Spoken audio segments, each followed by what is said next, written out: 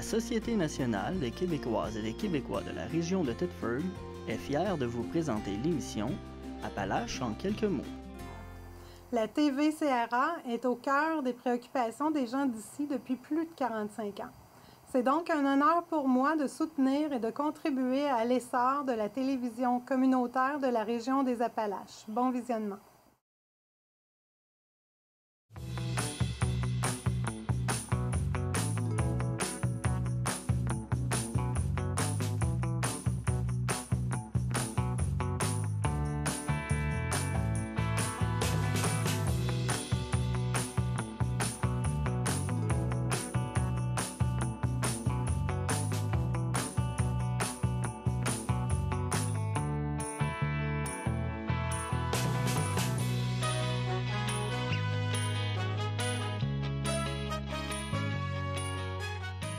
Madame, Monsieur, bienvenue à votre émission habituelle d'information Appalaches en quelques mots. D'abord, permettez-moi de débuter cette émission par des félicitations à l'organisation du Bol d'or football au cégep de Thetford.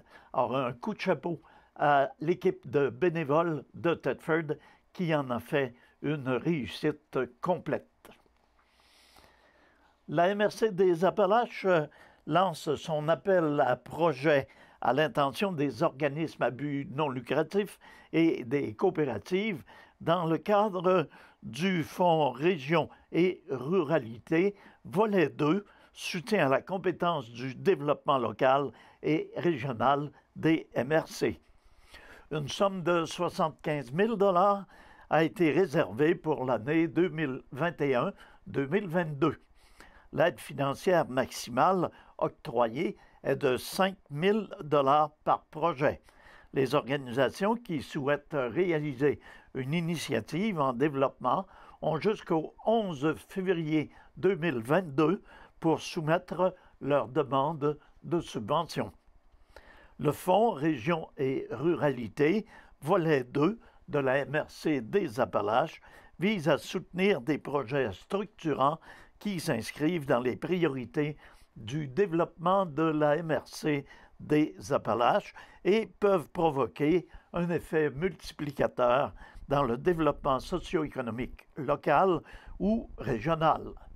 Les projets soutenus par le Fonds Région et Ruralité volet 2 doivent répondre à des besoins identifiés par le milieu et contribuer de façon significative à améliorer la qualité de vie des citoyennes et des citoyens de la MRC. Le Fonds Région et Ruralité volet 2 représente un levier de développement du milieu qui se veut complémentaire aux programmes gouvernementaux existants. En avril dernier, le Conseil des maires a adopté un nouveau cadre de gestion de sa politique de soutien aux projets structurants. Une enveloppe est réservée spécifiquement pour les municipalités et une autre pour les organismes à but non lucratif et les coopératives. Pour leur part, les 19 municipalités disposent d'une enveloppe annuelle affectée à chacune d'elles. Le Fonds Région et Ruralité, volet 2, est issu du partenariat Québec Municipalité 2020-2024 et fait l'objet d'une entente entre la MRC des Appalaches et le ministère des Affaires municipales et de l'Habitation. La MRC invite donc les promoteurs intéressés à contacter les conseillères en développement territorial afin de déposer une demande. Pour plus de renseignements, veuillez rejoindre Mme Carole Mercier ou Mme Louise Nadeau par courriel à cmercier@mrcdesappalaches.ca ou lnadeau@mrcdesappalaches.ca. De l'information est également disponible au www.mrcdesappalaches.ca dans la section Planification /Programme. Le comité organisateur de la 28e mouture du Festival Promutuel de la Relève a récemment remis un montant de 6 250 $ en soutien à 5 organismes de la région, à savoir le Centre de pédiatrie sociale des Appalaches, l'Association de Ringuette de Thetford, l'Association Renaissance des Appalaches, Coup de pouce Nourrice et la patrouille de ski Hadstock. Ce don a été rendu possible grâce à la gestion du site et de la tenue des bars sur place par les bénévoles de ces 5 organismes du 19 au 21 août 2021. Du 19 au 21 août dernier se tenait l'édition renouvelée du Festival Promutuel de la Relève. La nécessité de trouver une formule où les règles sanitaires seraient respectées avait amené l'organisation à être créative sur le plan technique. C'est donc le stade Desjardins ainsi que le centre-ville qui avaient été aménagés afin de permettre la distanciation. Les spectateurs devaient, pour assister à l'un ou l'autre des spectacles, réserver leur place. C'est une équipe de bénévoles assidus qui avait la tâche importante de vérifier les billets à l'entrée et de diriger les festivaliers. En raison de cette implication, le comité organisateur souhaite notamment remercier les bénévoles du Centre de pédiatrie sociale des Appalaches pour la gestion des entrées sur le site en remettant un don de 1 500 $ à l'organisme en question. L'organisation s'est également associée à 4 autres groupes que nous avons nommés en début de nouvelles, lesquels ont été assignés au service de bar bien apprécié des festivaliers. Pour remercier leur importante implication, des dons totalisant la somme de 4 750 $ ont été redistribués à ces organismes du milieu. Ces dons sont en partie constitués des pourboires accumulés durant les 3 jours de spectacle auxquels le festival a désiré ajouter un montant forfaitaire significatif. Le président du comité organisateur, M. Charles Morin, a d'ailleurs mentionné qu'au total, ce sont plus de 100 bénévoles, tout organisme confondu, qui ont contribué au succès de cette 28e édition. Le festival désire remercier chacun d'entre eux. Nous sommes fiers de remettre ces sommes à des organismes d'ici. En plus de contribuer largement à la diffusion de la culture, le festival porte également la mission de contribuer à son milieu via la remise de dons, a complété M. Morin. Active dans les régions des Appalaches, de la Beauce et de l'Estrie, Sanitaire Fortier et Sanitaire Fortier Beauce sont composés d'une équipe solide offrant une gamme complète de services en gestion des matières résiduelles depuis plus de 40 ans. L'entreprise adore rendre service et aider les citoyens. Or, pour une 5e année consécutive, l'équipe est plus que dévouée pour mettre en place son activité Coffre au Trésor pour la période des fêtes de 2021. 2 conteneurs décorés sont installés à Thetford Mines et à Saint-Georges-de-Beauce pour la collecte de jouets ou de jeux usagés en bon état pour lutter contre la pauvreté. La période des fêtes est synonyme de joie, bonheur et partage. C'est pourquoi Sanitaire Fortier et Sanitaire Fortier Beauce mettent à la disposition des citoyens ces conteneurs intitulés Coffre au Trésor.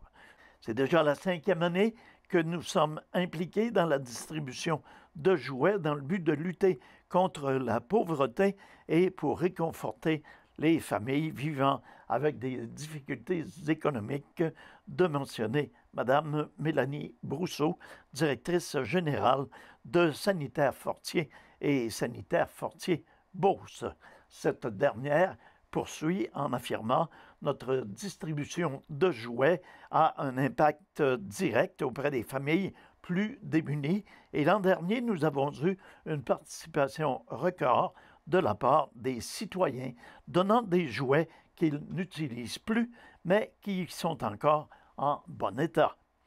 Les jouets usagés pourront être déposés à tout moment dans la journée dans les conteneurs coffres au trésor situés à Thetford chez Sanitaire Fortier au 3878 boulevard Frontenac-Est à Thetford Mines et chez Sanitaire Fortier Beauce au 1825 95e rue à Saint-Georges-de-Beauce.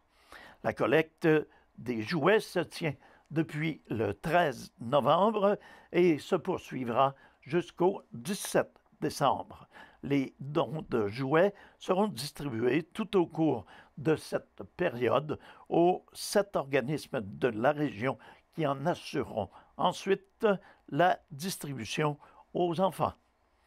Vous donnez une seconde vie à votre jouet en l'offrant à un enfant de nos organismes. Nous vous remercions pour votre grande générosité. Celle-ci illuminera le regard des enfants et comblera le cœur des parents, de mentionner Nancy Lacroix, directrice de l'Association des familles monoparentales et recomposées La Chaudière. Nous vous invitons à suivre avec nous les livraisons de dons de jouets reçus via la page Facebook de Sanitaire Fortier et Instagram.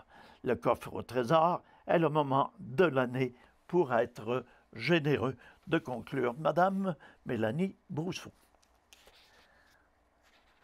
La Chambre de commerce d'Israélie du secteur sud s'associe avec le Centre d'entraide de la région de d'Israélie pour offrir à la population son premier marché de Noël, qui se déroulera les 4 et 5 décembre prochains entre 10h et 16h30 au CERD à d'Israélie. Ce sont plus de 22 exposants qui y participeront. Produits du terroir, artisanat, bricolage de Noël et plus encore seront à l'honneur. Nous invitons donc la population de la MRC à venir encourager les artisans d'Israélois et de la région et faire de l'achat local pour le temps des fêtes. L'idée d'offrir une activité de Noël au grand public germait depuis quelque temps à la Chambre de commerce. Le comité en place a décidé d'offrir un marché de Noël, une première pour la région. Le succès des marchés de Noël dans d'autres secteurs a convaincu le comité qu'il s'agirait d'une belle activité à mettre en place et qui rendrait hommage aux artisans du secteur sud. Comme la Chambre de commerce avait besoin d'un endroit pour tenir le marché et que le CERD, par son emplacement et sa mission, est heureux d'accueillir la population, les deux parties ont décidé de s'associer pour offrir l'activité. Le Centre d'entraide de la région d'Israëlie a pour mission, entre autres, d'améliorer la qualité de vie, d'offrir des activités pour rassembler les gens et de créer un milieu de vie actif pour la population. De plus, être à l'affût des besoins communautaires du territoire en développant et en offrant différents services en réponse aux besoins exprimés. La Chambre de commerce a pour but, entre autres, de stimuler l'économie locale en offrant différentes activités sur le territoire qu'elle couvre. L'association des deux organismes pour offrir un marché de Noël allait de soi.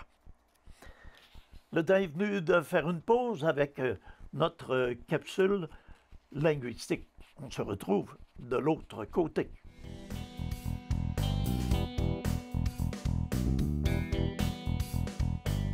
De très nombreuses expressions contiennent un chiffre. Histoire de s'amuser, pouvez-vous compléter les expressions suivantes? Un tien vaut mieux que deux, tu l'auras. Être tiré à 4 épingles. Être la cinquième roue du carrosse. Se mettre sur son 36 et se tourner la langue 7 fois avant de parler. Un tien vaut mieux que 2 tu l'auras signifie ce que l'on possède est plus sûr que ce que l'on souhaiterait posséder. Être tiré à 4 épingles veut dire être habillé avec soin, être habillé avec élégance. Être la cinquième roue du carrosse signifie être de trop, être une personne inutile. Se mettre sur son 36, se mettre en grande tenue pour une occasion spéciale. À noter qu'en France, on utilise l'expression se mettre sur son 31. Et finalement, se tourner la langue 7 fois avant de parler, prendre le temps de réfléchir avant de parler.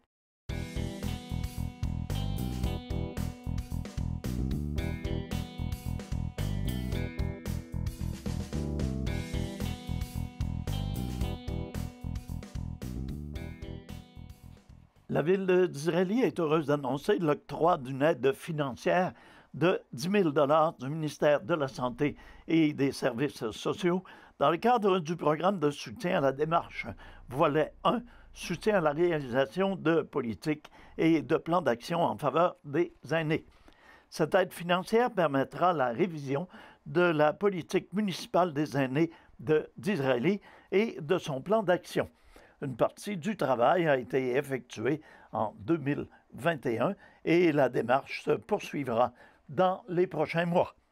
Dans le cadre de cette démarche, MADA, c'est-à-dire Municipalité Amis des aînés, le conseil municipal souhaite prendre le pouls des aînés et des proches aidants du milieu afin de s'assurer que les actions qui seront mises en place pour les années à venir pourront répondre à leurs besoins et aux préoccupations actuelles. Ainsi, la population sera consultée au cours de l'automne pour répondre à leurs besoins et aux préoccupations actuelles.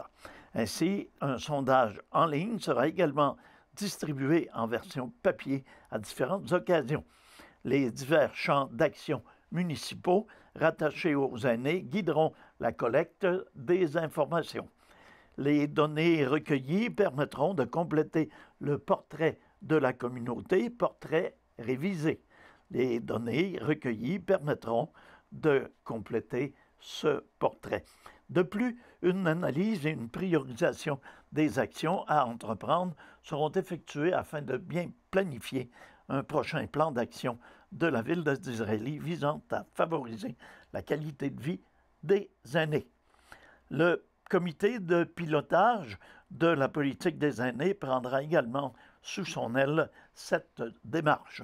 Le comité en question est composé de M. Alain Daigle, élu responsable du dossier des aînés à la Ville d'Israël, Mme Denise Proto, présidente du Club des Amis du Troisième Âge, Mme Chantal Dubois, citoyenne et bénévole au Bon Samaritain, Mme Kim Côté, directrice du service des loisirs, de la culture et de la vie communautaire de la Ville d'Israël, Mme Jézabel Hamès, agente de promotion des saines habitudes de vie au 6 de Chaudière-Appalaches, Mme Carole Mercier, conseillère en développement territorial à la MRC des Appalaches, Mme Marcelle Dubois, chargée de projet au Centre d'entraide de la région d'Israël, et Mme Marie-Claude Lacombe de TC Conseil, consultante pour la révision de la politique des aînés. Puisqu'il est question de la période de Noël, après une année d'absence sur les routes, l'équipe d'opération Nez Rouge de Thetford a lancé récemment sa 27e année et est très heureuse d'être de retour pour vos retours. Les bénévoles seront en poste et prêts à vous accompagner en toute sécurité lors de 12 soirées, soit les 26 et 27 novembre, 3 et 4, 10 et 11, 17 et 18, 23, 24, 25 et 31 décembre à compter de 21 heures. Nouveau maître d'œuvre, nouvelle centrale. En effet, le regroupement des personnes handicapées de la région de Thetford est fier d'avoir accepté le défi et surtout la grande responsabilité que celle d'être maître d'œuvre sur le territoire de la MRC des Appalaches et remercie Opération Nez Rouge de sa confiance. Toutes les municipalités de la MRC des Appalaches seront desservies à partir des installations récemment agrandies et situées au 219 de la rue Bédard-Ouest à Thetford. Des mesures sanitaires strictes en raison de la situation actuelle. En effet, la situation en question amène à adopter un comportement encore plus responsable qu'à l'accoutumée, en plus du respect des mesures auxquelles nous sommes maintenant habitués, à savoir distanciation physique, lavage des mains fréquent. Pour avoir le privilège de vous accompagner, chaque bénévole aura au préalable fait la preuve qu'il possède son passeport vaccinal et devra porter un masque de procédure en tout temps, et ce tant à la centrale qu'à l'intérieur des véhicules. Pour leur part, les clients usagers et ceux qui les accompagnent devront porter un masque en tout temps en présence des bénévoles et suivre les directives. L'absence de collaboration entraînera l'annulation de raccompagnement. Bien peu de gens sont d'ailleurs conscients de l'ampleur de l'organisation régionale. Par exemple, en 2019, 164 bénévoles, 238 présences, 416 raccompagnements, 10 992 kilomètres parcourus, 10 150 $ recueillis pour une moyenne de 24,40 $ en pourboire par raccompagnement. Pour devenir bénévole, vous n'avez qu'à vous rendre sur opérationnezrouge.com et cliquer sur « S'inscrire comme bénévole ». Un point important, le formulaire d'inscription est simple. Soyez vigilants et répondez à toutes les questions. N'oubliez surtout pas qu'une fausse déclaration entraînerait votre expulsion immédiate et définitive d'Opération Nez Rouge. Dans le cadre des 12 jours d'action contre les violences faites aux femmes et afin de sensibiliser et d'outiller la population à la violence amoureuse, une conférence gratuite est offerte à la population. Le 6 décembre à 20h, l'influenceur Charles Côté, également conférencier et coach de vie, présentera un webinaire sur les relations amoureuses. Il est l'auteur de l'un des balados québécois intitulé Drôlement inspirant, les plus populaires au pays.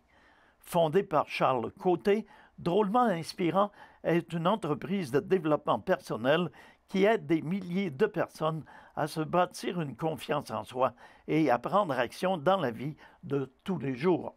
Sur les réseaux sociaux, le personnage a une forte personnalité et il est reconnu pour la qualité de son contenu constant sur Facebook, Instagram, TikTok et en balado-diffusion.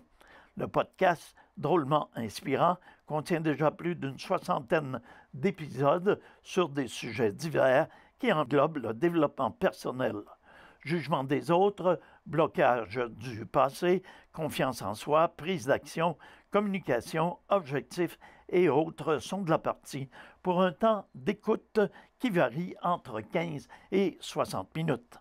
En plus de son contenant gratuit de grande qualité, Charles Côté a également mis en place un groupe privé afin de créer un environnement où les gens s'entraident et se poussent à réussir leurs objectifs ainsi que leurs rêves.